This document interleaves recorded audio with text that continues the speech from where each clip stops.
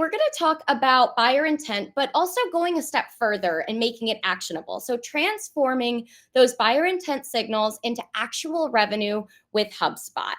So, what we're going to cover today is just an overview of HubSpot buyer intent and what those features are, how it allows you to really utilize all of its tools to precisely target those accounts you want to go after, who are in your 2026 plans, who are even in your Q4 2025 plans. It's never too late as we enter this final push.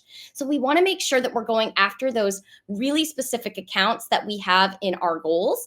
And then how do we turn those signals that come through into actual strategy? How do we build a process around it to make sure that we're maximizing those intent signals and meeting the buyers where they are in their buying journey? And then lastly, how do we execute upon this? How do we take these insights and hand it to marketers like us, hand it to sales, and really turn it into that revenue? And then I'm going to share a little bit of how this has worked for us at Sandler. To be honest, we hear a lot about many different tools, lots of different buyer intent signal information out there. So how did we at Sandler take this and apply it to our own business? And what were the results of that? So that's an overview of what we're going to cover today. And as you can see here, this is who I am. Feel free to scan the QR code if you want to connect on LinkedIn. I actually really like LinkedIn messaging. So if you have any follow-up questions or just want to reach out and connect, and I'm happy to answer anything that you kind of have after today's session. So don't feel pressured to take a lot of what is going to be coming your way in right this moment. Feel free to marinate on it, and you can always follow up anytime. So let's start with HubSpot buyer intent and how it really gives you this new fuel for your revenue engine right within your instance of HubSpot. So if we take a step back and look at the market today and look at all of the trends that are happening inside of this landscape, why does it matter? Why is buyer intent so important? Well, we know from recent studies that 70% of the buying journey now actually happens anonymously. Buyers want to do their searching, their learning, and their consideration process before they reach out. And it's really hard for us to capitalize upon that moment that they do raise their hand and to make a meaningful conversation once they do. So rather than meeting them at the 70% of the journey mark, we want to start getting ahead and understanding their journey and understanding what signals they're sending our way to make sure that we are making an impact on the company and we're staying visible throughout that awareness and consideration process. And then we've also found too that companies not harnessing this buyer intent data are being more reactive. So again, if we're hitting them right when they're at that 70% mark of their journey, we've missed almost half, if not more, of what they've already done in terms of actively looking for solutions, considering different solutions. We haven't been proactive at serving them up ads, messaging, content that's going to resonate and help us stand out as a solution, and maybe even that consultant or partner that helps them find the right solution.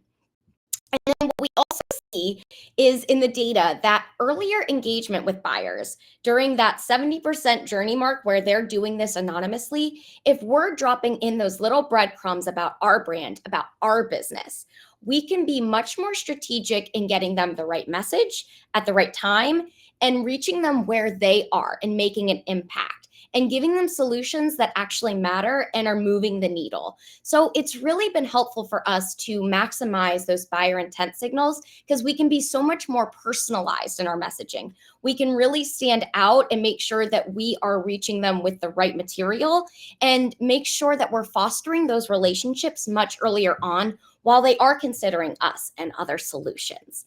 So that's a little bit of, from a macro level, what we're seeing in terms of those trends for buyer intent and why it's important for us to start really harnessing this data that's available to us within HubSpot. So we know that there are going to be lots of buyers looking at our solution, and we need to start learning how to listen for those different points when they are starting to look and engage with us. So that's the beauty of HubSpot buyer intent, is that it is looking at all of their different engagements, touch points, views, clicks, and it's helping us see collective buyer intent across an account. So rather than focusing on one individual person, within a company, because we know now that many different companies make decisions by committee. So if we can collectively see that buyer intent across an account, we have a much better chance of getting in there and having a conversation that's going to move the needle. Our sellers can go in there confidently knowing that they have a strategy based on those intent signals and that there is probably a strong likelihood that they are in market to buy. So it helps them prioritize who to go after. And then with HubSpot Buyer Intent, you really get this command center baked within your CRM. So you can see a full picture overview of all your target markets, the companies in those markets, and any that are showing intent and how they are progressing down each one of your funnels. And then again, for us as marketers, we love that ability to really hyper personalize. So for us in marketing to be able to tailor our messages, our campaigns, and the content that we're sending based on those buyer intent signals, we can be so much smarter and have such a more meaningful impact on those buyers and their journey. And then when it does ultimately get passed over to sales for them to work, they have a whole plethora, a whole history of those intent signals to look at to start that meaningful discovery call and conversation. So instead of giving them a person to dive into, we're giving them an account and a whole history of what that account has done so that they know how to take it and run with it. So this is just a nice overview of what buyer intent looks like within the HubSpot universe today. So as you can see, we're going to go through each one of these tabs in a little bit more detail, but at the top, you've got that overview section where, again, you can see that big picture of your target markets, those accounts that are showing intent, and how they're ultimately progressing down your funnel. You can see visitors, so you actually can see a list of those accounts that are actively engaging with you in different ways. You'll see research. This is where you can input those research topics that are important to your business, that if buyers are out in the market looking for your solution, those topics and those research areas, you want to make sure that you're inputting them in there so that you can be ready to harness those in your conversations. Signals. That's going to be all of those clicks, engagements, and activities. So all of those collectively form breadcrumbs that HubSpot can then summarize and predict that there is someone or a group of people in that account that have an intent to buy. And then configuration, we'll go through that a little bit because that's really where you can customize this command center. Every business is different. Every industry is different. We know that depending on company size, tech stack, whatever industry you are in, whatever challenges your company is trying to solve for in the marketplace, you can use that customization feature to configure that right here in your HubSpot Buyer Intent Center.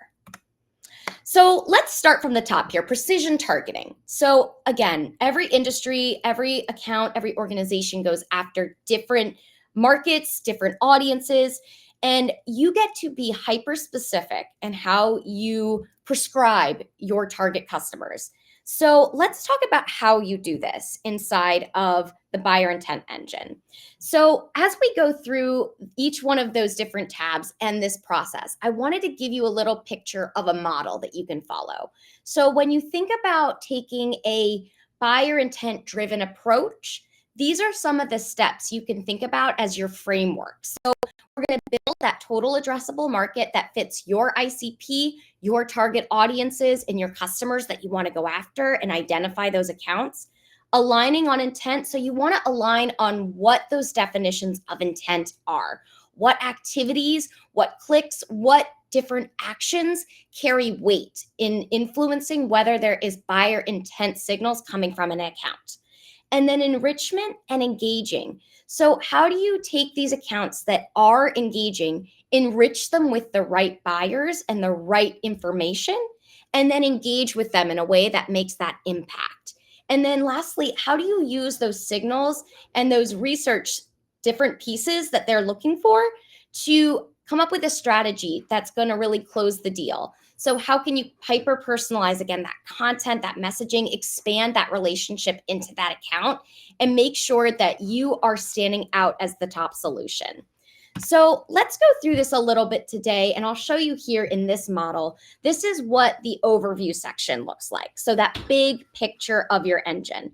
So as you can see, you have your total addressable market. So these are all of the accounts in the universe that fit your target audience size, ICP, and what you're looking for in terms of ideal customers. So these are all of the companies out there that have the potential for you to cast a net out to with your marketing and sales efforts. Now, then we kind of narrow it a little bit. You can see here it gets a little smaller. You have the companies actually showing intent. So for us, we had 28 on this particular day. So that's great for us because if you can imagine telling your sales team and your marketing team to target 43,000 companies, it's going to be casting such a wide net that you're not making really that relevant impact. And you can see that the majority maybe are just not even in the market to buy. So you can be much more strategic with your time, your ad dollars, and with your salespeople in terms of prioritizing which accounts they focus on. So 28 is more than reasonable for your sales team to start focusing on and being strategic with. So that's great to see how it breaks down from that big wide net to that pot that actually matters. And then how many are actually in our CRM? So I talked a little bit on the last slide about enrichment. So even though we may not have certain accounts in our CRM today, the buyer intent engine is able to pick up on those, and we have the ability within HubSpot to add them. So if we're missing accounts in our CRM, we can actually add them into our CRM, into our marketing campaigns, and make sure that they are getting visibility to us. So it's a great way to make sure you're not missing any pieces or any customers that are out there. And then harnessing those buyer intent signals and those research terms, we'll go through that a little bit, but let's start with the top here. How do you actually build this? So that total addressable market, you really want to identify those top accounts that fit your ICP and your ideal customers that you're going after. So within this section of configuration of the buyer intent spot within HubSpot, you'll see that you start with building out your total addressable market. So think of this as building out your ideal company profile in the sense that these are accounts that match size, annual revenue, maybe a certain tech stack, maybe certain industries that you specifically go after, and certain pain points. You're able to build all of that within the HubSpot buyer intent engine. So as an example, you can see what we've done is we've done a little mix of things. We have geographic markets that we target. So there are certain accounts we go after for size, but also geography. We've sort of targeted different geographies knowing that the pain points are going to differ. So we want to make sure that we're, again, personalizing our messaging and our ad campaigns to them based on where they are geographically. But you'll also see that we have technology in here. We have different industries in here because these are some of our recurring best performing industries for us. So we have construction and building materials. We have computer software. So there's so many different ways you can slice and dice this. So you're not limited to one universe and you can separate these out. So what does it look like to actually build this? You can create up to 20. And what you do is you actually go into HubSpot and there is a section to create a market. So as you can see, when you do create a market here, you have a lot of flexibility in how you do that. But you also have the chance to kind of see a breakdown of how many of these accounts are in your CRM today versus how many are you missing? How many do you have the opportunity to add or enrich in your CRM? So there's really a great overview for you to see not only are these markets the right fit, but how many of them do you have in your existing CRM today and how many need to be added in? So I think it's important to kind of show you a use case here just because it's easy for me to show screenshots of what we've created. But if you're the builder, if you're the doer at your company, this is what I think you care about is seeing, well, how did you actually do that? So it's very easy to create a market. You just simply walk through a series of questions. So we fill in the market name. As you can see, I've decided to do a mixture of location geographically and an industry. And then you can actually go in and add different descriptors or attributes based on who your ideal company looks like. So you have industries. If there are certain industries, which we do want to add. So as you can see here for the building supplies, there is quite a few that you have options for. So building materials, maybe construction materials. You can get hyper specific with that. You can fill in company keywords. So company keywords, it's quite interesting because we know in different industries, they use different terminology. So if we are savvy enough and know that there is different terminology being used or different keywords they might be typing in for our solution, we can get hyper specific with that targeting. We can do employee range, country, state, province. If you're only serving a small geographic area, you can do that too. You can even do it down to their web technologies if there are certain ones you specialize in or certain revenue that they have to hit in order for you to service them. So it's really exciting just to see how much you have the ability to personalize this to your ideal customer and making sure that you're really, again, hitting those markets and hitting those companies that matter most to you. So I did include a little demo link that walks through this in a little bit more depth. So obviously I did some screenshots on the last slide, but if you are interested in like an actual demo video that walks through this process a little bit more, feel free to scan the QR code. There isn't any sound with it, but if you are interested in more of like a walkthrough that's personalized, again, I'm happy to help you with that. So feel free to message on LinkedIn and we can get you started. So now you've defined who you're going after. You've identified those target companies and accounts. That's great. Let's talk now about those intent signals and how you define them and how you build them within this buyer intent engine. So we're moving on to that step 2 of the framework. And this is something that I think in every organization does require maybe a little bit of discussion, because for what we feel, at least in marketing, is meaningful buyer intent, sales might feel differently. Sales may not view somebody who downloads something as, a qualified prospect, but we might. So it's important to have that dialogue and make sure you really align on definitions for intent so that you are maximizing your outreach, your time, and the sales time. So it's a great way for you to prioritize what matters and what signals and intentional signals matter most to both teams. So I think it's important to ask yourself a couple questions when thinking about intent signals. What actually defines intent for you? So what actions mean somebody's interested in your solution? What website pages, what different, assets, if they do download an asset, really indicate high intent? What forms indicate high intent? So it's going to be something, again, that, you want to workshop a little bit and make sure that you're getting it right, because you do have the ability to be hyper specific in customizing these as well. So I think it's easiest to start with your website. Every website has pages that really, when a person visits them or gets to them, they're at a pretty good midway point in their journey. So for us getting started, that's our contact us page. Sales development series, that's our number one solution. A thank you page means they've downloaded the asset from our sales development series page. Certifications. So we've really hyper specified which pages on our website are showing high intent from someone. And you can specify even how many visits, how many visitors have to actually visit that page to indicate intent. And you can do it by week, by month, or by quarter. So you can get very tailored in how you define your intent criteria. And it's pretty easy to build out. One thing that I love is you could actually build paths, because many argue that it doesn't really mean anything if they just go to a page.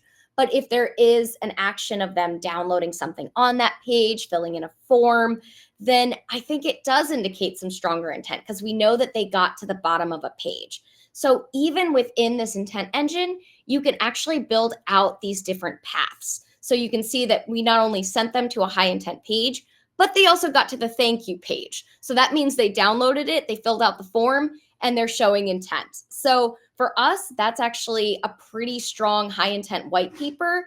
And that may look different for your business, for your industry, but it's taking intent to the next level and not just thinking about a page view, but what did they actually do on the page that shows meaningful engagement? So again, you have that flexibility within HubSpot buyer intent to really maximize your intent signals. And then it takes you a step deeper with something very new. As you can see, it's still beta, but you can get access to it today. And it is research topics. So this means that within your target market, your target accounts that you're going after, you have the ability to see companies that are researching the topics that matter to your business. So for us at Sandler, of course, we are a sales performance and training business. So everything that we put in here in terms of research intent topics are relevant to our business. So coaching, professional development, leadership training, all of those are meaningful to us. So we want to know if any of those companies that fit our ideal customer profile are researching these topics. I want to know about it. And it helps you kind of see big picture too, what topics are most compelling to your target accounts at the moment, because you do get a breakdown of just how many accounts are actually looking for these target words and these search terms. So it's really great to not only understand what accounts are looking for, but also just see trending at a macro level, what topics are relevant, and it can really help you define those. So the next what I think is really important is exclusions, because if everything's a priority, then nothing is a priority. So if you know there are certain accounts that tend to kind of fall in the gray area that come through a lot, or if it's internal people looking at your website, getting materials and resources. Obviously for Sandler, we are a franchise business as well. So we have a lot of franchisees that come to our website, but they also have sandler.com in their email. Well, we don't need to know every time they come in to our system. So we can exclude them. We can exclude agencies. We can exclude partners. So that way we're maximizing the time, again, of our salespeople that do get these intent signals and these high intent signals. The folks in marketing, we can really make sure that our campaigns are reaching the right companies and we're not just hitting people that we already know. So I think exclusions are a great way to even further finesse your target market and make sure that you're hitting those right people. And then it's a must. I feel like you got to get that HubSpot code up on your website to track that website behavior. So if you haven't already, make sure you're harnessing that, because there is so much rich data there that you don't want to miss. So we've talked now a little bit about building those signals and those research topics. So how do we actually take all these insights and execute upon them? And again, what I love is that you have all this data, and how do you align upon it? Well, you can do all of that within HubSpot, and you can really bridge that gap between marketing and sales within HubSpot. So we're moving on to that third step. So we're now starting to take some action on some of these insights. So you remember a few slides back, we talked about that breakdown of accounts that we have in our CRM today and those that we don't have in our CRM. So we're going to talk about what it looks like to enrich your CRM with those new accounts that are showing intent, and how do we meaningfully engage with them. So as you can see, I pulled another screenshot from one of our funnel pictures, and on this particular day, we were seeing 33 companies that were showing intent. So I can go into my CRM and I can look at all of these accounts that are showing some sort of intent signals, and I can see if we are monitoring them.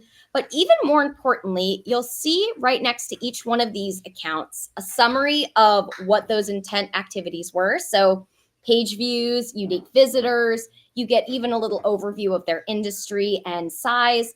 But then you also see to your far right here, plus signs. So if certain accounts are not in your CRM today, you actually have the ability to add them. And this is based on a credit system. So you can start out with just a starter pack of credits. For right now, I think we have 5,000, and you can negotiate that with your CSM. They were very flexible with us. So, truly look at your need. And if you don't have a need for 5,000 a month, that's totally fine. You may need more, you may need less. So I think they are more than flexible to workshop that with you and make sure you get a small bundle that is going to reset each month and get those contacts and companies in. So what you'll see here is I did want to do a little bit more of a demo for you guys. So this is another video that just walks you through the process of adding these accounts into your CRM. And you're also able to not only add them, but you can also monitor them. And what monitoring means is that you are specifically looking for them to take action. And it's a special way to get alerts for accounts that maybe like your sales team has identified as like, hey, if we get a signal that this account's in market, let me know ASAP. I want to act upon it. So you have the ability to be very specific about those accounts too. We found this was a great way to bridge the gap with sales because not only was marketing using this for our campaigns to target smarter and be smarter with our marketing efforts, but sales felt like they now had eyes on what accounts were doing. And a way for us to bridge that gap was to say, hey, we can monitor those accounts that are really especially important to you that are on your goals sheet for the year. And we'll make sure you get an alert anytime they do something so that you're able to act upon it really quickly. So it was just something that really helped forge that alignment a lot better. And you're also able, as you can see here, to click in and add them to a static list. You're able to enroll them in a workflow. You're also able to check them out on LinkedIn if you want to do some more exploring. And from there, what we've done is we actually have a plugin with sales intelligence, which is 6 Sense, but you could do this with Zoom Info to get that contact data and those email addresses. You can make sure that you're adding those key titles in, so we can just go into the account within LinkedIn and Navigator, make sure we grab those key accounts, and our extension with Zoom Info will send them over. So it's a great way for us to get those key titles with those accounts into our CRM. We have the account in our CRM, so now we can see that collective buyer intent data coming through all together. And now we can be really smart about our messaging. If we've got 10 contacts within that account now added, and we're seeing all of these different engagements, all these different pages, all these different downloads, well, we can now be smarter about what we send to them, because we can focus the topic, we can focus the messaging, we can speak to them as if we know this isn't their first rodeo. We've seen them on our website. We know that they know us a little bit. So we can have a different tonality and conversation with them that feels authentic and helps really build that bonding and rapport. We can share more relevant content with them. We can reinforce, some of our case studies and our best practices. And we can sort of really understand quickly what's resonating with them and make sure that we're giving them the best experience between marketing and sales. So it's really about engaging more intentionally with them based on all of these different breadcrumbs that they have left for us. So then going into these tabs a little bit, what I always want to show people is how do you take these research and intent signals and actually act upon them? So research will show you, again, we plugged in a bunch that were relevant to us. So sales productivity, sales intelligence, sales team performance. You can see that those are some of the top ones for us. Green means there's a ton of engagement. Yellow means there's kind of middle ground engagement, but not a lot. And then you'll see orange, which is like, well, we've had 1 or 2 visits, but it's not anything to jump on right this second. Maybe you could send them a top of funnel asset to review. So it just helps you be smarter about how you prioritize and how you tailor the content you do send to these folks to make sure that you're giving them the right message and the right tools to make their buying decisions based on what they're searching for. So this is really cool. I love some of these signals that HubSpot has added, and this is unique to any product, at least that I have seen. But what HubSpot is able to do is it's not only able to look at the visitor intent. That's always great that you see someone's visited or taken an action, but it has a bunch of signals that you can now customize to drive your campaigns. And what I mean by that is there's geographic expansion. So if a company has decided to open offices in a new market, maybe it was a US company, now they're in Canada. Well, they're going to need someone to train those new people in Canada. So there's an opportunity for us. We're also able to see thought leadership if they've recently published a new research piece that we should be aware of. We're able to see those signals come through, because then when our sellers go and look at these accounts, they know to look for that piece that just came out. They can have a conversation about it. They can get to know the company and start talking to them in a way that really feels authentic and relevant to them. So there's so many things you can do with this. And this is my favorite part because, again, who cares about all of this? How do I automate it, make it actionable, and make it repeatable?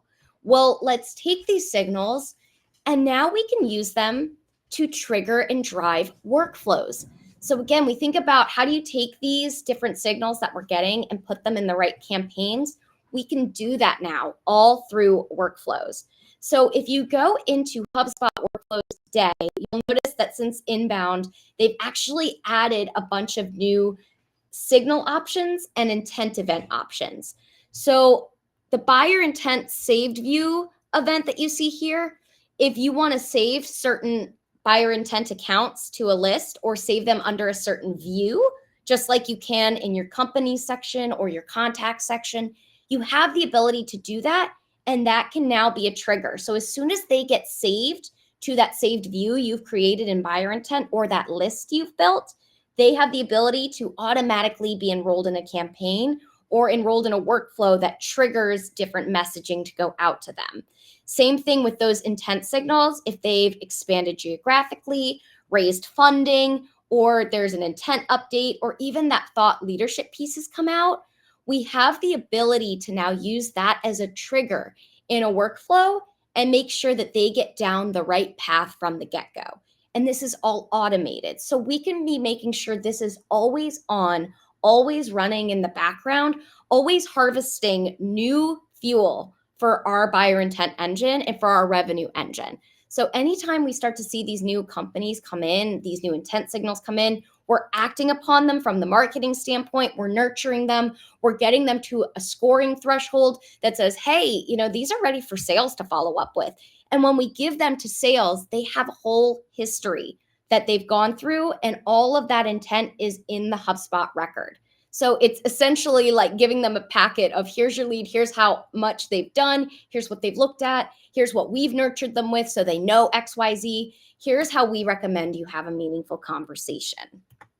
So I always like to show people how this actually works, because you might say, well, Emily, we have companies in here, we have accounts. Again, you would enrich those accounts with any integration you have. It could be Zoom Info, it could be 6 Sense, Sales Intelligence, it could be Lucia. There's a plethora of those out there. So you can enrich those accounts with the right contacts and get those email addresses. And then you can actually start to take these intent signals and break them out into different paths for people within workflows. So one thing I did was that if they fell into our saved buyer intent list, they met our criteria that we had outlined, and they had a certain industry, I decided to send them down the path of getting different pieces of content. So as you can see, we have construction. So if they are in construction and they've showed a certain level of intent with us, I want to make sure we're sending them the right content to engage with, the right materials, the right messaging, the right language or jargon that industry uses.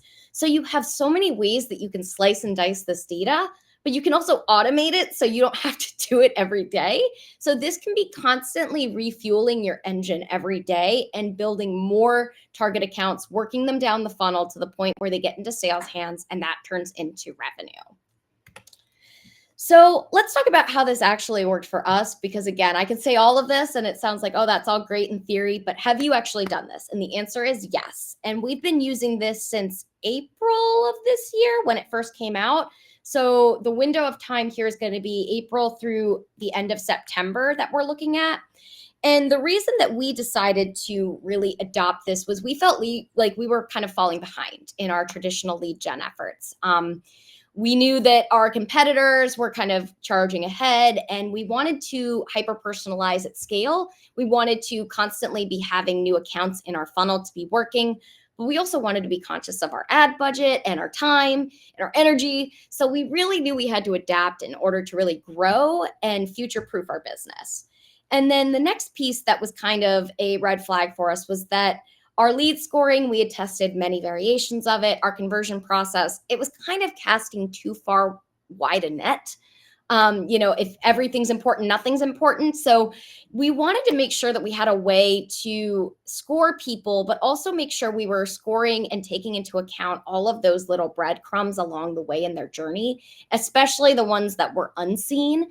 Up until that point, I think forms were a big thing for us, as they are for most companies, maybe a website page visit and such. But how do we really maximize those intent signals and what they're researching and harness that in our scoring and make it easier for us to distinguish those that are really qualified from just some of the noise and some of those that are still top of funnel, waiting to be nurtured down. So we wanted to make sure that we were getting smarter about our targeting and prioritizing those prospects for our sales team. And then lastly, I think everybody struggles with the messaging piece that, it's too broad if you're trying to send it out to everybody. And we just know that there are differences in language and terminology, in what's important, in trends. So I think for us, we look at pain points too. Pain points by industry are so different for us. So this was really something that we needed to do in terms of personalizing that message for the right people and making sure they got it at the right time in their journey. So fast forward to today, what we now have through HubSpot Buyer Intent is a very hyper-specific way to define high intent behaviors and really manage that predictive data in our targeting. So we can take all of those different signals. We can be very specific in how we define it. And we can make sure that, we learn as we go. Maybe one industry didn't work out for us because we saw that, there just wasn't a whole lot of intent there. So we were able to optimize in real time and switch and target those accounts that mattered and have our sales team prospecting and prioritizing those accounts that mattered. And then additionally, those high intent alerts notifying marketing and sales when an account is in market have been huge for us because previously we wouldn't have known had not someone filled in a form, raised their hand, sent in an email. And people are busy. We know that people do what they can with, the time they have each day, but they still could be very much in market for a solution. And sometimes they're waiting for us to make the first move and extend the olive branch. So it's a way for us to be proactive, not just reactive. And then again, I actually feel like it's brought marketing and sales genuinely closer together because we're leaning on each other for those intent signals and that history to make smarter decisions on both sides of the business. And then lastly, that real-time intent data is allowing us to optimize every day. So we're able to look at things every month, every quarter, and just see what is working and what is not, what's resonating, what pain points are hitting home, and we're able to adjust it much more quickly based on those engagement and intent signals. So we're getting that real data-driven optimization instead of, guessing, which is a lot of times what we were doing. It was a lot of guessing and testing, and this has taken some of the burden off. So I really like to kind of just show again, we know that there's that shift in buyer behavior. We want to make sure we're harnessing those digital footprints. And modern lead gen really does require that intent signal level, just so that we're not missing, again, that front end 70% of their journey. And then lastly, this has been a huge competitive advantage for us because now we can see when they're in market, not only for a solution, but sometimes even just based on what they're searching, if they're looking at competitors. So it just helps us know kind of who's at the table and, really ideally optimize our pitch, our messaging, and everything for those conversations. It's helped sales have smarter talk tracks. So it's always giving us a little bit of an upper leg when it comes to these conversations, and we're really able to be smarter about how we engage with our buyers. So I like to call this the money slide because, again, how does this actually shake out in terms of driving revenue? It's all nice until we want to see the money. Where's the money?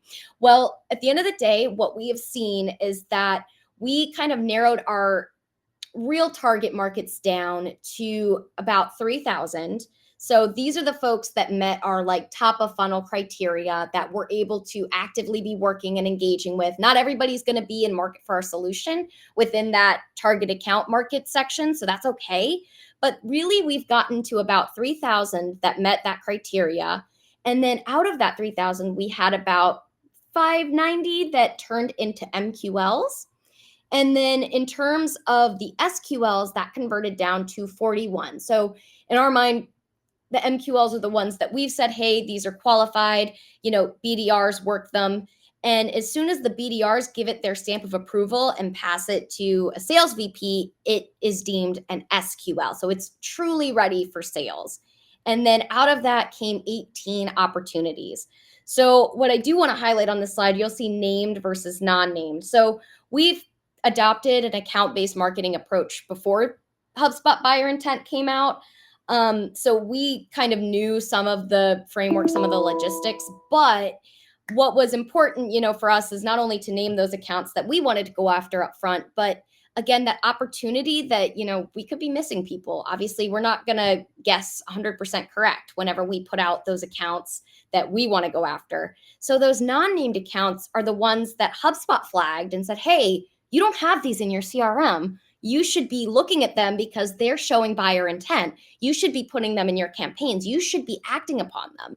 So we've nurtured them down each stage of our funnel to the point where they got into our pipeline. And as you can see, turned into actual business. And what's crazy is I think in every case here, you will see the non-named are bigger than the named. So it's great to tap into this, untapped potential that lies within this command center. So I really feel like this shows kind of what we've seen in the last 5-6 months, just using this and implementing it, that it's really opened our eyes and helped us be smarter about how we go to the table with marketing and sales strategy.